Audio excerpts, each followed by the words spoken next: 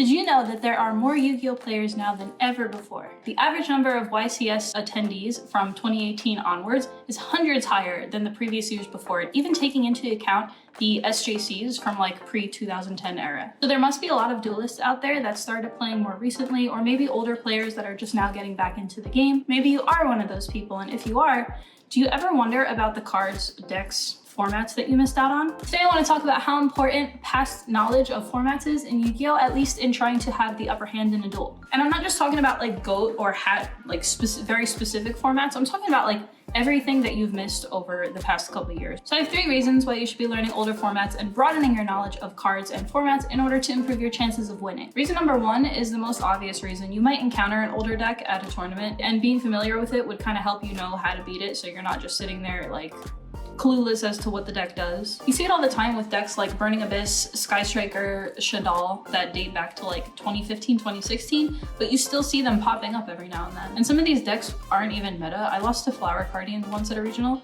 because I had no idea what they did. Yes, you can learn cards on the spot by reading them, but sometimes that isn't enough. Like they might have cards that activate in hand that you don't know about, or in the extra deck, you don't know what they're gonna summon. If you don't know like what the archetype does, they could summon out a threat, and by that time it's too late for you to respond or do anything. And you're like, oh man, I wish I would have known like that they would summon that. No amount of reading cards on the field that are public knowledge is really gonna help you with that. A good example of this, I guess, is something like Zodiac, where if you don't know what they do or like the cards in the extra deck and you see them summon like Rapier, you might be like, oh, well, they need to summon another monster to even do anything, right? Like they can't XYZ with one monster. Like you wouldn't know something like that from just reading the monster on the field. And it's hard to know every single card that came out, especially as a newer player. There's a lot of Yu-Gi-Oh cards out there.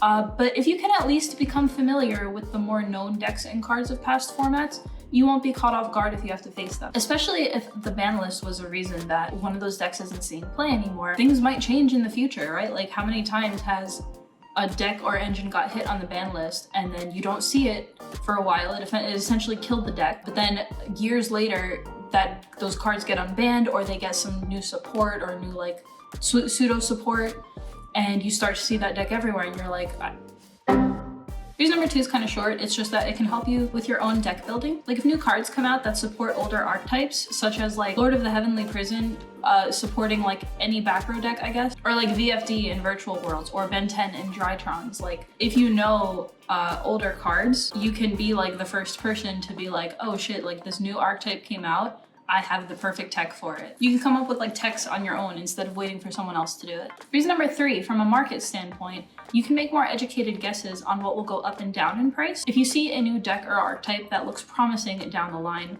and you know of an older card that would probably see play in that deck, you could be like the first person to pick up a card before it skyrockets and save money. Bonus reason, learning card interactions from back in the day can apply in current situations. What I mean by this is like if you're playing a card and you're unsure of how it works, you can kind of like remember how an older card that is worded the same way works and be like, oh, it works just like that. Like the Phantom Knight's, what is it, Fogblade, is basically like Fiendish Chain. So if you remember all the rulings about Fiendish Chain, you can like assume that those same rulings will apply to Fogblade. The reason I didn't count this as like a legitimate reason is because yes, you can just kind of like, you can be really good at reading like problem solving card text, and you don't really need this, but I just think it's a good tip. It's not even just with like specific cards either. I think it's like common knowledge now that if your opponent activates like infinite impermanence on your monster and you chain Book of Moon, then you can still get the effect. But like once upon a time, people like weren't always sure how that worked. They know it now because they've gone through that interaction in the past with like Effect Veiler and stuff, and they're like, oh, okay, it like works the same way.